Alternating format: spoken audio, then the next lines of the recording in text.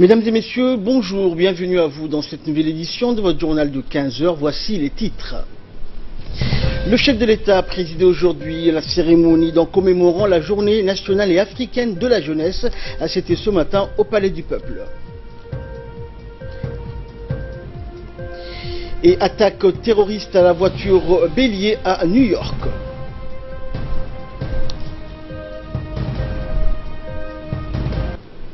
Merci à vous de nous rejoindre.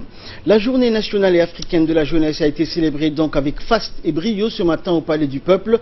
Cette journée a été placée sous le thème du respect des valeurs républicaines, de l'unité, de la cohésion sociale et du civisme. Notions que les jeunes de ce pays, dont la tranche d'âge allant de 15 à 35 ans, représentent 60% de la population globale de la République de Djibouti, doivent être porteurs. Le 1er novembre de chaque année donc a été institué comme étant consacré à la jeunesse africaine. Cette journée a été célébrée donc la première fois en 2006 à Banjul, capitale de la Gambie, et ce après la tenue d'un sommet des chefs d'État africains et l'adoption de la charte africaine de la jeunesse. Le but de l'événement était donc de promouvoir une reconnaissance accrue des jeunes en tant qu'agents clés pour le changement social, le développement et la croissance économique.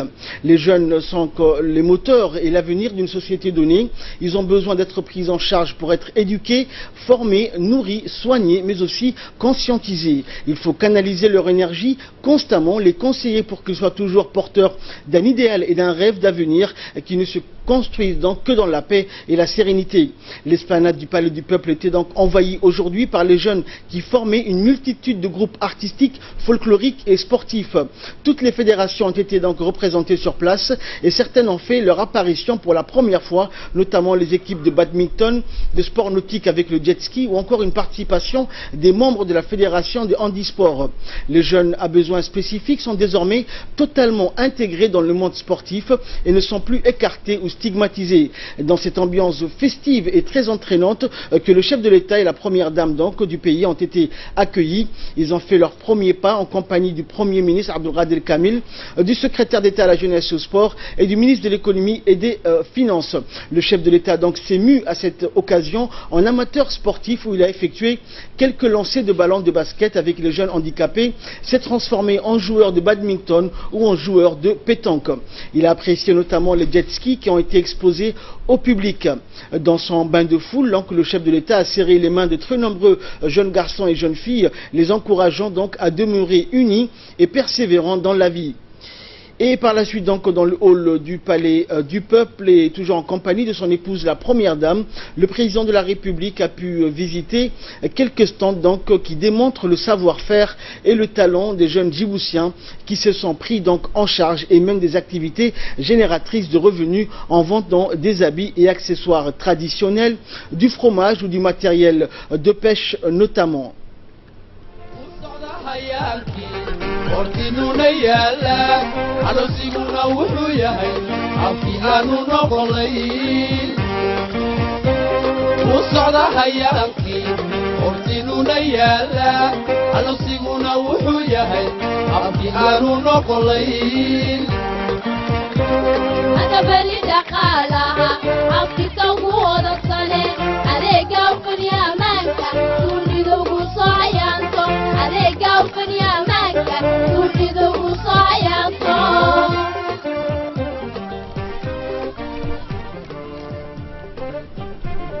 u socda hayaankii ordinuna yala alosiguna wuxuu yahay afki aanu noqolayn u socda hayaankii ordinuna yala alosiguna wuxuu yahay afki aanu noqolayn adabali dhaqaalaha afkika ugu wadadsane adeega ufanyamaanka dunida ugu soo cayaanto adeega ufanyamaanka dunida ugu soo cayaanto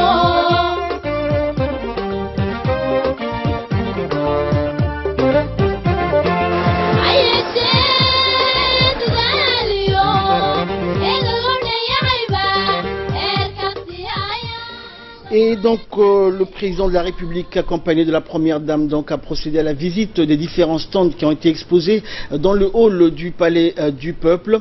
Plusieurs secteurs donc ont été représentés dans ces stands. Le secteur de la pêche notamment et de pêche et de la mer, offrant de nombreuses perspectives aux jeunes, qu'il s'agisse de tourisme et des sports nautiques avec les plongées pour la découverte des richesses de nos fonds marins ou de la vente des produits de la mer, poissons et crustacés. Les demandes des produits de la mer sont en forte croissance.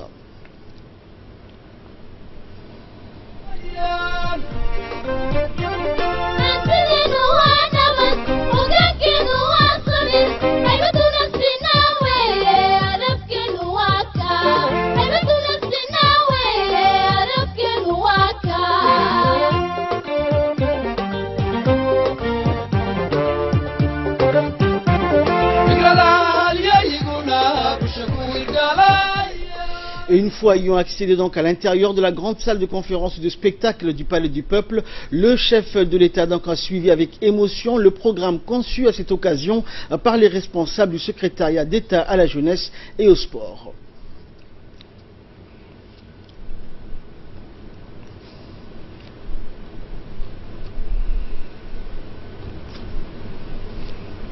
Le public a pu ainsi donc admirer les prouesses des jeunes Djiboutiens qui ont su démontrer leur grand talent de chanteurs, interprètes, de comédiens, de poètes ou de metteurs en scène ou de courtes pièces théâtrales ont été magnifiquement jouées. 2 films documentaires ont été également projetés. Le premier porte sur les efforts de sensibilisation menés donc au sein des centres de développement communautaire pour éviter aux jeunes tout risque de dérive vers la délinquance juvénile. Et le second étant une rétrospective des festivités marquant la célébration du 40e anniversaire de l'indépendance.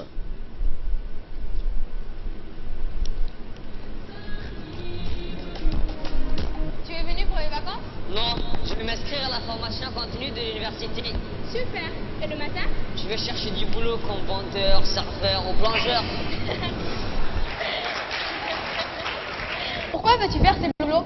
Mes parents ont vendu beaucoup de chèvres et de moutons pour payer mon premier trimestre. Je dois assurer le reste. Mais...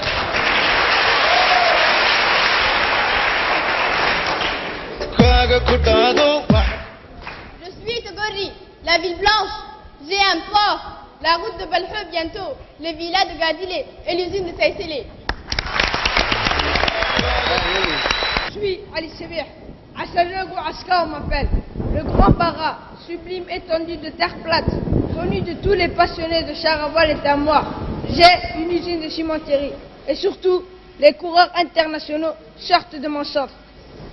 Moi, c'est Obok, Hayou, la ville historique, aux sources thermales avec des émanations de vapeurs sulfureuses.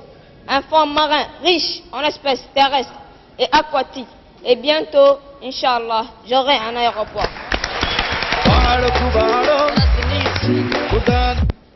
Je suis de Kiel, le lac Abbé m'appartient. Je suis la ville de l'unité. Je regroupe en mon sein les valeurs républicaines.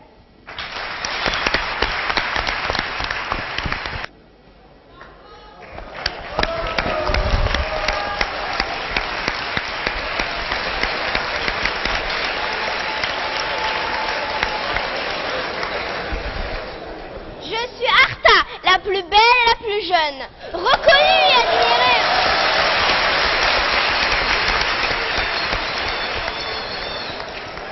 Reconnue et admirée pour mes requins-baleines, j'ai une usine de lait, celle de l'eau bio, et sans oublier la gare. Doudi en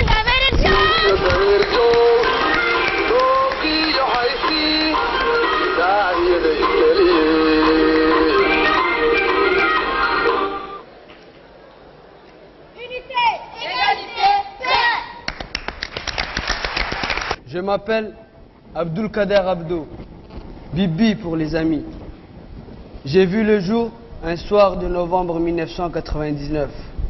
Les années passent et à 4 ans je vous ai vu pour la première fois à la télé. Riant, saluant les grands comme les petits. Qui est ce monsieur si bien entouré? Ma mère m'a répondu, c'est le président IOG.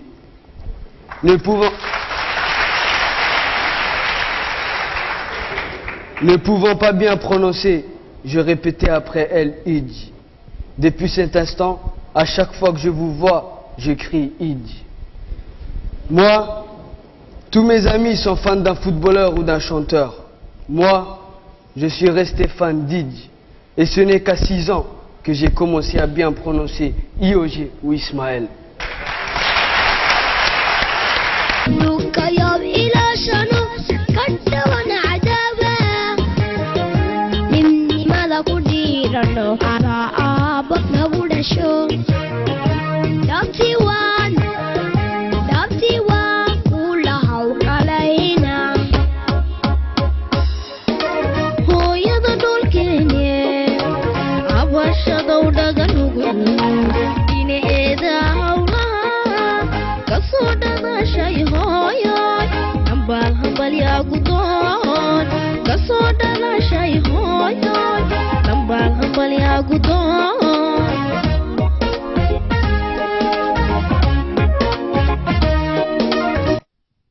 Et les jeunes n'ont pas manqué à cette occasion d'offrir 2 cadeaux symboliques et identiques au chef de l'État et à la première dame. Il s'agit donc de 2 colombes blanches découpées dans du cristal. Les colombes donc symbolisant la paix et l'harmonie. Les cadeaux donc ont été remis au président de la République et à la première dame par les jeunes venus participer donc et animer la cérémonie de la journée nationale et africaine de la jeunesse.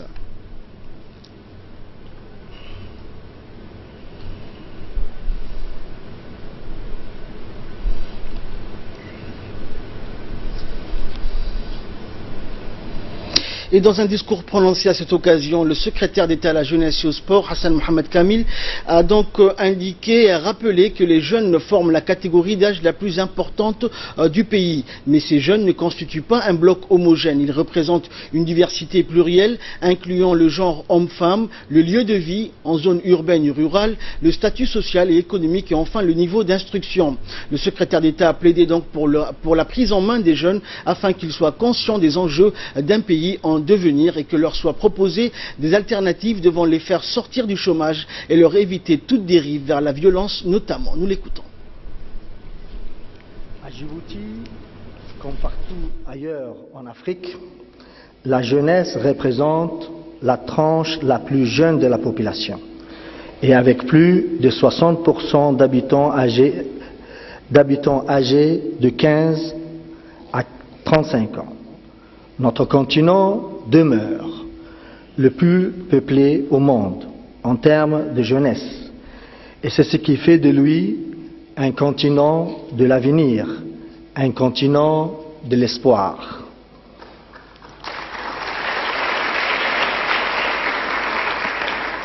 Monsieur le Président de la République, Mesdames et Messieurs, parler de la jeunesse est complexe, tant elle est diverse, car la jeunesse ne se résume pas à une catégorie de personnes, définie selon l'âge.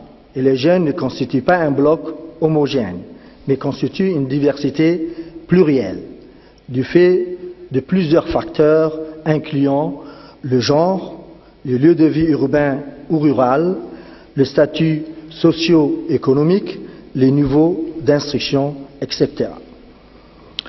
C'est cette jeunesse plurielle et diverse, une jeunesse que vous chérissez tant et que vous avez toujours su placer au centre de vos préoccupations et des priorités gouvernementales, avec en ligne de mire le renforcement de sa mission principale, celle d'être dépositaire de l'émergence de notre chère patrie, de notre patrimoine culturel, de nos valeurs ancestrales et de nos traditions que nous essayons de mettre en valeur avec cette journée que nous lui dédions chaque année ici à Djibouti. Nous avons voulu cette année mettre en lumière une catégorie particulière de notre jeunesse, la jeunesse issue de personnes à besoins spéciaux, une catégorie à part entière de la jeunesse qui compte parmi elles des étudiants, des travailleurs artisans, des technocrates, des enseignants, voire même des sportifs. Une jeunesse qui se bat et qui contribue elle aussi au développement de notre pays Une jeunesse qui force le respect et qui mérite le respect et la considération de nous tous. La jeunesse reste et restera un sujet extrêmement important et transversal, tant les enjeux de son encadrement à tous les points de vue, santé, éducation, alimentation, genre, emploi, sport, constituent les défis majeurs de notre société et le devenir de notre pays. On peut affirmer fièrement aujourd'hui, et malgré les oiseaux de mauvais augure, que grâce à la vision et à la sagesse du chef de l'État, son Excellence M. Ismaïl Omar Guelleh, et notamment par l'amélioration de la gouvernance, l'investissement considérable, la recherche permanente de la justice et de la cohésion sociale, la lutte contre le chômage, l'équilibre du genre et le soutien aux personnes à besoins spéciaux, nos jeunes participent en tant qu'acteurs réels de leur intégration et leur épanouissement. Elle est capable de se donner par elle-même et pour elle-même les moyens de son développement, en parfaite harmonie avec nos valeurs essentielles et soucieuse de préserver notre patrimoine. Nous allons retrouver à présent l'appel à la prière d'Al-Asr. Une courte pause, nous nous retrouvons juste après.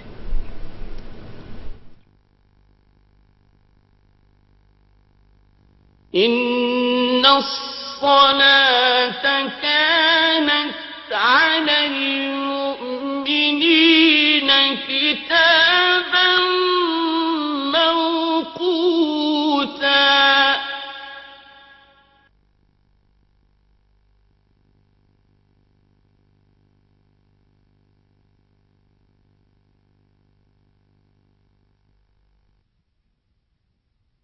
الله أكبر الله أكبر الله أكبر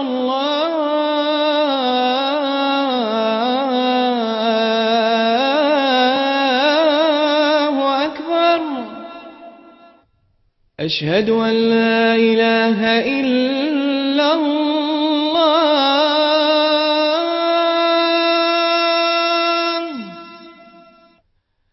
أشهد أن لا إله إلا الله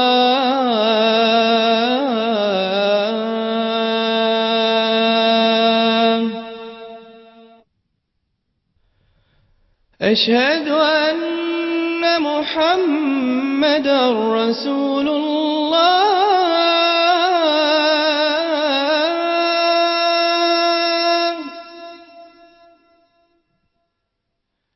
أشهد أن محمدا رسول الله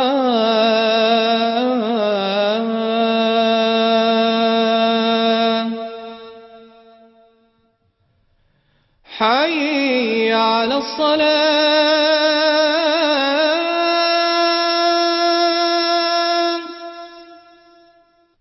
حي على الصلاة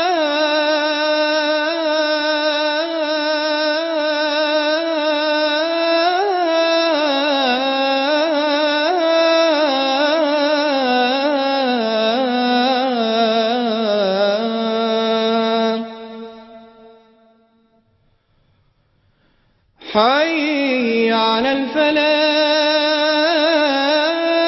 الفلاح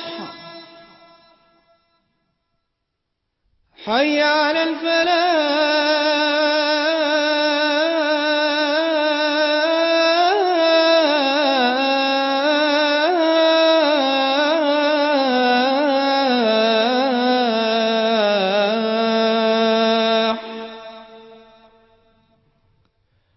الله أكبر الله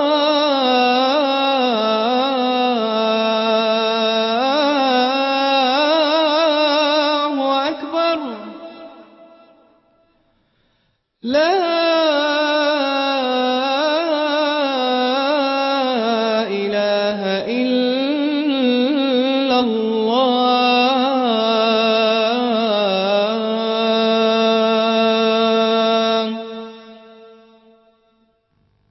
اللهم رب هذه الدعوة التامة والصلاة القائمة آت سيدنا محمدا الوسيلة والفضيلة وابعثه اللهم مقاما محمودا الذي وعدته إنك لا تخلف الميعاد. Voilà, c'était l'appel à la prière d'Al-Asr. Nous retrouvons la suite de notre journal. Et dans un discours prononcé à cette occasion, le président de la République, Ismaël Omar Guelleh, donc, a indiqué que les jeunes symbolisent l'espoir et l'avenir d'un pays. Ce sont eux, a-t-il dit, qui vont représenter le pays demain. Il appartient donc au pouvoir public d'accompagner ces jeunes et de leur offrir des opportunités en termes d'éducation, de formation, de santé et d'emploi.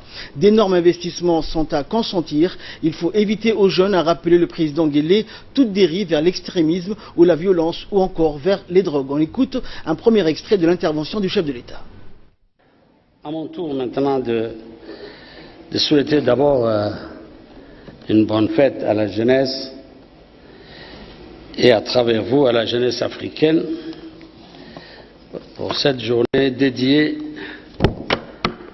à cette catégorie de nos populations. Aujourd'hui, nous voilà réunis pour célébrer la journée africaine de la jeunesse, qui est pour moi une occasion qui souligne le caractère incontournable de la jeunesse africaine et nationale dans le renouveau de notre pays, mais aussi de notre continent. Il est souvent question de la jeunesse, car elle est synonyme d'avenir, d'espoir, mais aussi d'opportunités à saisir. L'Afrique est aujourd'hui le continent le plus jeune au monde et compte environ 230 millions de jeunes, qui sont souvent décrits en des termes peu flatteurs. On parle de chômage, de manque d'éducation, de violence, de drogue, de surpopulation, et j'en passe. Tout cela est vrai, mais pas plus que dans les autres parties du monde. Néanmoins, dans un avenir proche, ces fléaux qui menacent nos jeunes risquent de prendre des proportions importantes.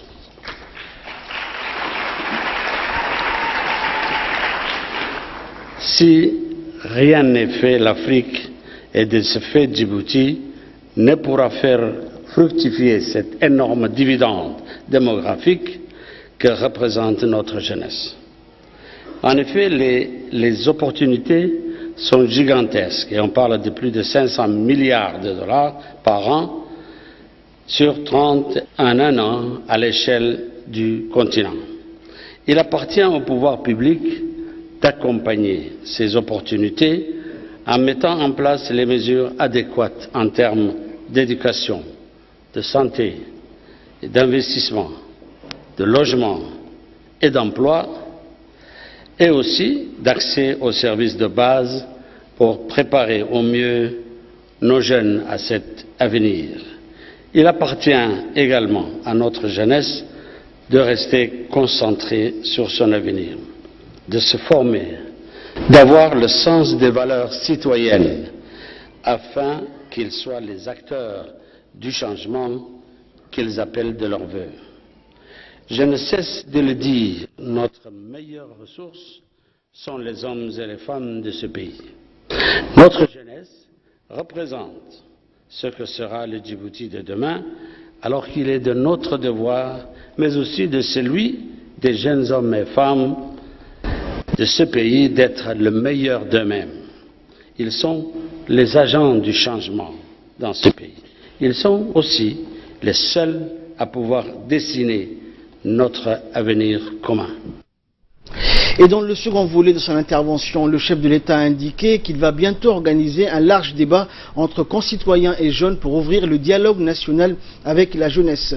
Au cours de ces débats seront discutés donc des sujets pressants tels que l'emploi, l'éducation, l'entrepreneuriat, la formation professionnelle ou encore l'autonomisation des jeunes. Réécoutons le président de la République.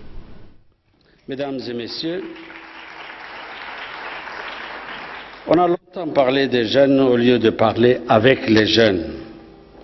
C'est pourquoi je voudrais ici m'adresser directement à eux et ouvrir très bientôt un dialogue national avec la jeunesse djiboutienne. Je pense qu'ils ont beaucoup à nous dire et à nous apprendre lorsqu'il s'agit de leur avenir, de leurs aspirations et de leurs besoins. Ainsi, nous pourrons aborder ensemble des sujets pressants que sont l'emploi et l'entrepreneuriat, l'éducation et le développement professionnel, la santé et le bien-être, mais aussi la question cruciale de l'autonomisation des jeunes à travers la gouvernance. Je suis convaincu que les meilleures idées sur les chantiers de demain viendront de ces rencontres que je souhaite ouvertes, inclusives et l'espère fructueuses. Mesdames et messieurs, chère jeunesse, si nous souhaitons réussir notre pari de faire de nos futures générations des jeunes avec des valeurs et des principes, des jeunes éduqués mais surtout des leaders en devenir, nous avons besoin de l'appui de chacun, gouvernement, secteur privé, intellectuels et chercheurs, organisations de la société civile, réseaux de jeunes pour réussir le pari de la transition démographique et véritablement faire de notre jeunesse une richesse pour demain. J'encourage donc vivement notre jeunesse à se prendre en main, à faire des choix intelligents et à ne pas hésiter à engager des discussions entre eux avec les autres composantes de notre société pour faire valoir leurs voix qui nous sont si cruciales. Je ne saurais conclure mon propos sans réitérer fermement ma conviction que ce que nous attendons de la jeunesse sont des idées, des compétences, mais aussi un engagement actif dans leur société au sens large, mais aussi dans leur communauté et dans leur quartier. Notre jeunesse est le miroir de notre société. Elle est le résultat de ce qui nous définit en tant qu'humains. Elle est le berceau de nos idéaux et de notre sens des valeurs communes. À elle seront rendus les comptes des générations passées et de même, elle écrira l'histoire de demain. Ce potentiel sans limite leur appartient, mais il constitue également une responsabilité qui leur incombe. À eux de ne pas rater le rendez-vous avec l'histoire, à nous de faire l'impossible pour les y aider. Je vous remercie. Poursuivant son intervention, mais cette fois-ci en langue somali, le président de la République donc a indiqué, je cite, durant les 2 heures de notre présence à cette cérémonie, fêtant donc la jeunesse djiboutienne et africaine, je peux dire, a dit le chef de l'État, que vous êtes sur la bonne voie. Si je prends l'exemple de la jeune fille Souban qui est intervenue ici sur cette tribune, le contenu de ses paroles, leur sens profond, m'ont émerveillé, surtout au vu de sa maîtrise de la langue française. La jeune Souban qui est intervenue avec brio ici a dit en substance qu'elle représentait la nation, le pays. Elle a ajouté donc à préciser le président qu'elle était offusquée par ce terme qui revient souvent chez la plupart des Djiboutiens. Cela ne me concerne pas, ce n'est pas mon affaire. Citant toujours l'intervention de la jeune Souban, le chef de l'État a rappelé donc les mots suivants de la jeune fille. Ce qui me touche et me blesse, c'est le laisser-aller de mes compatriotes. C'est aussi le fait de ne pas accomplir une tâche bien visible d'intérêt général. Souban a poursuivi le chef de l'État, insistant sur le fait donc de vivre grâce aux Djiboutiens, d'avancer et de progresser au nom de ces mêmes Djiboutiens. C'est grâce à vous et aux forces vives de la nation, surtout la jeunesse, que je peux devenir une vraie nation, reconnue donc au niveau international. Le président a par ailleurs pris le cas donc de certains Djiboutiens qui prennent exemple sur ce qui s'est fait à l'étranger en matière d'hygiène et de salubrité publique. Le président a également évoqué dans son discours donc le gaspillage d'eau et le laisser-aller dans beaucoup de domaines de nos compatriotes. Le chef de l'État a exhorté la jeunesse et les Djiboutiens en général de préserver ensemble, unis et solidaires, la stabilité et le bien-être qui sont des idéaux très chers partout dans le monde. Le président a également pris l'exemple de ceux qui déversent les déchets et les ordures n'importe où en ne prenant nullement conscience de leurs actes. Et en fin de son intervention, le président de la République a mis en exergue le fait de ne pas seulement parler aux jeunes, mais également de les faire parler. Une sorte de dialogue dans les deux sens, a en substance précisé le président Guelleh. Le chef de l'État a finalement exhorté la jeunesse djiboutienne de dialoguer, discuter et de débattre entre eux afin de mieux se connaître.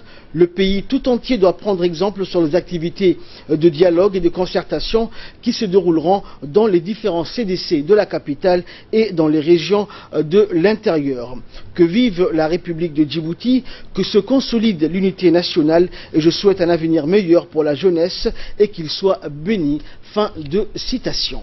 hadalno oo yani anagu talo wixii aan dhiibanaynaa in halka aan ku dhiibano laakiin toodana inaan dhageysano ayaguna inay doodaan dhexdooda isbartaan dhexdooda sida imka sideesayaasha lagu wado in qaranka oo dhan loo sameeyayna waan ku talinaynaa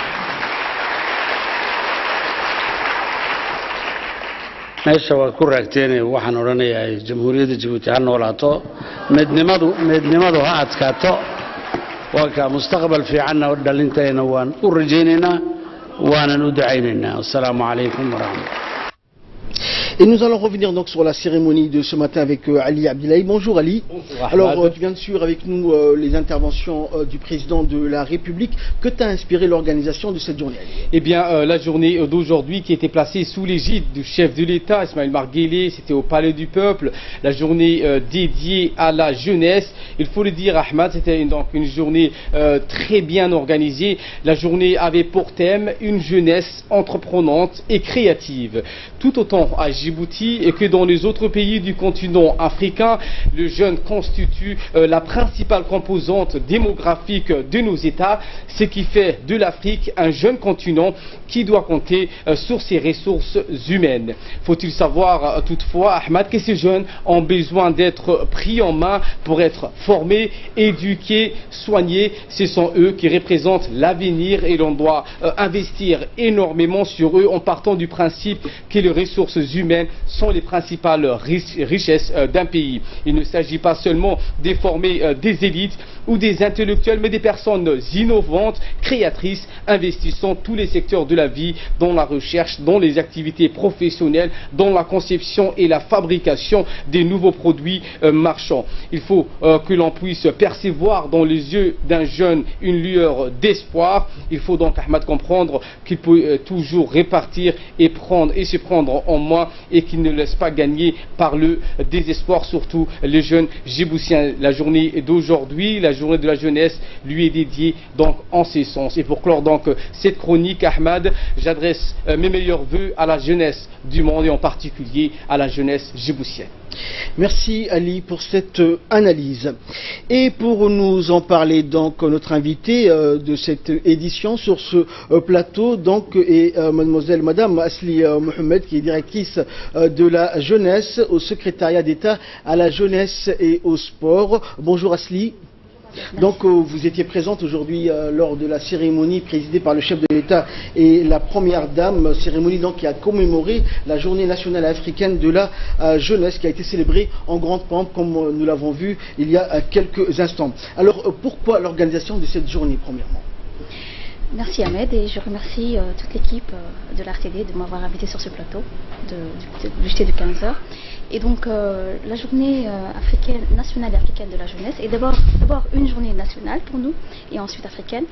Et donc la journée en 2008, les ministres de la jeunesse de pays africains se sont réunis lors de leur conférence ministérielle, ont décidé en 2008 de dire que l'année 2008 serait une année de la jeunesse, dédiée à la jeunesse. Mais également que chaque année, cette année serait, le 1er novembre serait un jour de célébration pour la jeunesse. Et donc cette année, le thème qui a été choisi est celui de la jeunesse créative et entreprenante. Certes, le Grand Prix était là pour récompenser les jeunes qui ont concouru, mais nous, cette année, on cherchait les jeunes à travers la créativité, l'innovation, et donc le vécu, et donc des jeunes entreprenants certes, mais également créatifs, innovants. Et donc c'était ça le but recherché. Et donc c'était pas une journée également de célébration, mais savoir que les 2 derniers mois, le secrétaire d'État à la jeunesse et au sport s'était vraiment attelé à l'organisation de plusieurs ateliers de réflexion avec les jeunes sur la thématique des valeurs républicaines et surtout le civisme et le patriotisme. Et nous avons vu également que plusieurs jeunes djiboutiens donc se sont attelés donc à créer des petites entreprises, à se lancer dans des activités génératrices de revenus pour subvenir donc à leurs besoins et aux besoins de leur famille. Ils donc font de leur mieux pour apprendre. Des formations professionnelles sont également prodiguées par le ministère de l'Éducation nationale et le secrétariat d'État également. Et est-ce que toutes ces activités donc vont permettre à ces jeunes d'avancer? Est-ce que toute la jeunesse djiboutienne est touchée ou encore il reste encore du travail à faire, Asli? Le travail n'est pas encore achevé, Ahmed. Donc, quand on dit que la jeunesse est transversale, c'est vrai qu'il y a beaucoup de personnes, beaucoup de départements qui vont intervenir. Et ce serait vraiment très bien de travailler en tandem et en synergie. Et donc, il reste le chemin parcouru est vraiment, mais il reste encore du chemin. Là maintenant, nous avons beaucoup parlé d'entrepreneuriat, certes, mais nous ne sommes pas les seuls au niveau de ça. Et donc, il y a la Confuges, notre partenaire au niveau de l'espace francophone, la conférence des ministres de la jeunesse et des sports de l'espace francophone, qui nous aide il n'y a pas longtemps. Il y a eu la formation des jeunes et surtout des cadres du secrétaire d'État à la jeunesse sur le système et le processus de l'entrepreneuriat. Vraiment, c'est un long processus et vraiment Et donc enfin Asli, quand on voit tous ces jeunes donc qui travaillent, qui essaient de faire qui essaient d'innover, de créer des produits propres à eux et sur le marché local également en vente partout à Djibouti, est-ce que toi tu peux t'identifier à eux? Par exemple, nous avons été jeunes également et nous avons parcouru du chemin. Oui. Donc il y a eu des hauts et des bas, mais est-ce que tu pourrais t'identifier à ces jeunes-là aujourd'hui? Tout à fait. Vu le chemin que Djibouti a parcouru depuis. M'identifier, moi non, parce que nous sommes de la génération actuelle n'est pas celle que nous on avait, et donc à l'époque nous quand on est venu c'était plutôt chercher un travail dans l'État, alors que maintenant c'est les jeunes ont une autre esprit, d'autres façons de penser, plutôt créer leur propre entreprise et être indépendant et à savoir vraiment créer par la suite des emplois. C'est plutôt ça qui les travaille par rapport à nous, à notre génération. Merci Asli d'avoir répondu à nos questions, d'avoir accepté notre invitation. C'était donc Asli Mohamed, responsable de la jeunesse au secrétariat d'État à la jeunesse et au sport, qui a bien voulu donc venir donc dans cette édition et répondre à nos questions. Et pour clore l'actualité nationale, le directeur général de la population et de la famille vient d'effectuer donc une tournée dans les régions de l'intérieur depuis la prise de sa fonction en vue de s'imposer donc de la situation de dépôt de dossier de nationalité effectué auprès de la préfecture, mais aussi de s'enquérir des conditions d'établissement et de la délivrance de l'acte de naissance. Et après avoir passé donc les 4 autres régions, c'est la préfecture d'Arta et le conseil régional d'Arta où se clôturait donc la tournée de la délégation conduite par le directeur général de la population et de la famille, Ahmed Omar Djama. La délégation donc a été accueillie par le préfet de la région, Abdullah Oukiye, et qu'il a également accompagné dans la visite des locaux où sont délivrés tous ces documents d'actes civils.